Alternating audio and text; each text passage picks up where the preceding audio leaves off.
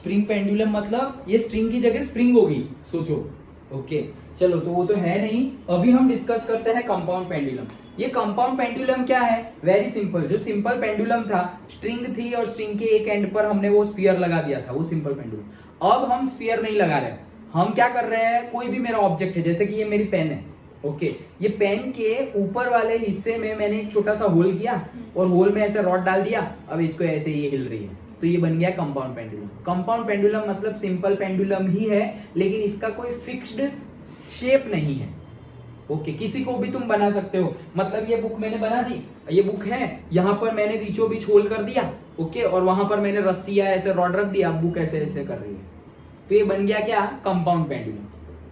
Understood? कोई भी irregular shape, यहाँ पे मैंने होल कर दिया और रॉड लगा दिया, अब वो ऑसिलेट कर रहा है, तो ये क्या बन गया? Compound pendulum. सिंपल। ओके तो ये है हमारा compound pendulum. Now compound pendulum में टाइम पीरियड क्या है? तो डायरेक्टली तुम्हें फॉर्मूला ही याद रखना है। Time period is equals to 2 pi under root of L by G था सिंपल पेंडुलम में, यहाँ पर है 2 pi under root of I S divided by M G L. क्या है? I S divided by M G L. Directly formula ही याद रखना है, डेरिवेशन तो है ही नहीं। ओके तो क्या है ये आई एस? आई एस है, लिखा हुआ ही है, देखो, moment of inertia of the body, वो हमने डिस्कस किया हुआ है। तो moment of inertia of the body about the point of suspension. Suspension मतलब जहां उसको लटकाया गया है, मतलब जहां तुमने होल किया। ओके तो सपोज मैंने यहां होल किया हो, तो ये एक्सिस के अराउंड में उसकी मोमेंट ऑफ इनर्शिया कितनी है, वो है हमारा आई एस। अगर मैंने होल यहां पर किया होता, तो ये एक्सिस के अराउंड में उसकी मोमेंट ऑफ इनर्शिया कितनी है, वो आई एस है। सिंपल। तो I S is the moment of inertia है, लेकिन किसके अराउंड में, किसके कहां? ओके तो वो जो हमारा सस्पेंशन जहां है, सस्पेंशन मतलब जहां हमने होल किया हुआ है।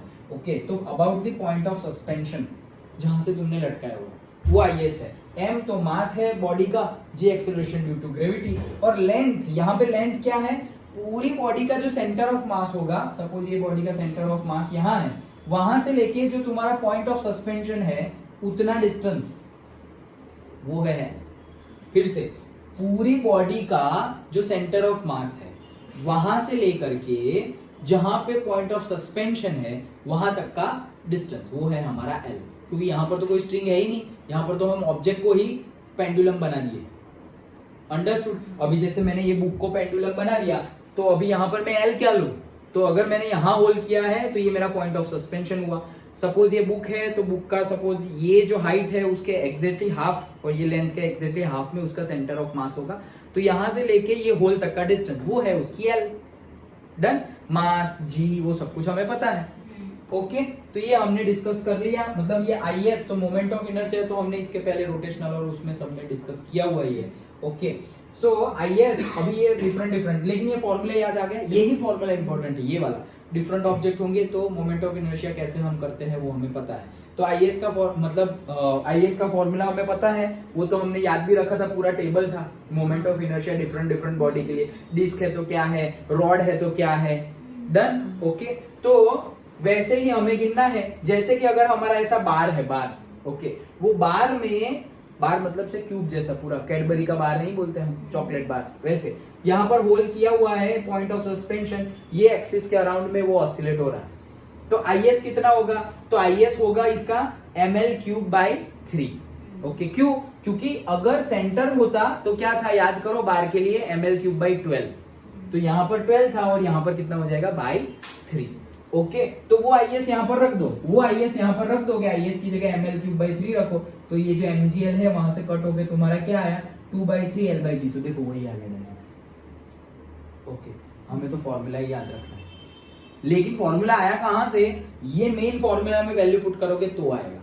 जैसे कि दूसरा देखो, ये रिंग है, तो रिंग के लिए सेंटर ऑफ मास यहाँ है, ये हमारा रेडियस है, तो रिंग के लिए हम फिर से अगर आई एस लिख दे, ओके तो रिंग के लिए आई एस क्या था? 2mr²। कहां? अगर तुमने होल यहां किया हुआ है, टेंजेंशियल सरफेस पर अगर तुम्हारा वो रॉड है जहां पर वो रिंग ऑसिलेट करेगी, तो 2mr²। अदरवाइज रिंग के लिए mr², ये सेंटर एक्सिस के अगर निकाले तो वो क्या था? सिर्फ और सिर्फ mr²। सेंटर एक्सिस के लिए क्या था? mr², लेकिन टेंजेंशियल के लिए 2mr²। ये सब हमने डिस्कस किया था, याद है ना?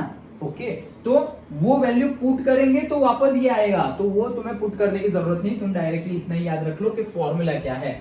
यहां पर देखो आर क्या है, radius of the ring, okay that's it, बाकी सब तो पता है। वैसे ही यहाँ पर डिस्क है, स्फीयर है, तो सारे फॉर्मूलाज थोड़ा थोड़ा चेंज है, 3r/2g, 7r/5g, 2r/g, 2l/3g like that. Done, okay तो ये पूछा जाता है, that's why I have covered, otherwise हमारे सिलेबस में अभी तो है नहीं, तो स्कूल में तो पूछा नहीं जाएगा। कॉम्पिटिटिव एग्जाम में पूछा जाए तो हमें कोई डेरिवेशन कुछ नहीं करना है, ये एक फॉर्मूला याद रखना है, 2π√IS डिवाइडेड बाय mgl, और ये तो हमने पहले भी याद किया हुआ है। ये moment of inertia at different axis, उसकी सेंटर ऑफ मास पे अगर हो तो, और अगर टेंजेंशियल एक्सिस पर हो तो, वो सबके लिए मोमेंट ऑफ इनर्शिया वो पूरा टेबल था। तो देखो कितना इंपॉर्टेंट है, कहीं कहीं जगह पे वो रिपीट होगा, तो वो टेबल तो ऐसे मस्त ऐसे रट्टा मार लो, बार बार यूज होगा 12th में भी, कॉम्पिटिटिव एग्जाम में, ओके तो वो पूरा ऐसे रट्टा मार लो। एमसीक्यू में भी वो पूछ सकते हैं, फिल इन द ब्लैंक्स में भी पूछ सकते हैं कि डिस्क के लिए मोमेंट ऑफ इनर्शिया एक्सिस पे क्या होगी, वो इसकी ओरिजिनल एक्सिस पे क्या होगी, टेंजेंशियल एक्सिस पे क्या होगी, ओके तो वो सब पूछ सकते हैं। तो वो वैल्यू सिर्फ आईएस की यहाँ डालनी है, मोमेंट ऑफ इनर्शिया की वैल्यू यहाँ डालो, जो आंसर, ये तुम याद भी ना रखो और वो टेबल याद रखा हुआ है तो ये याद नहीं रखोगे तो भी चलेगा, क्योंकि इस फॉर्मूला में वो वैल्यू पुट करोगे तो ये आया नहीं जाने वाला है, ओके ये एक फॉर्मूला में वो टेबल याद रखा हुआ है, वो मोमेंट ऑफ इनर्शिया डाल दो तो डायरेक्टली तुम्हें वही फॉर्मूला मिलने वाला है, सिंपल है, ओके तो ये था हमारा कंपाउंड पेंडुलम। हाँ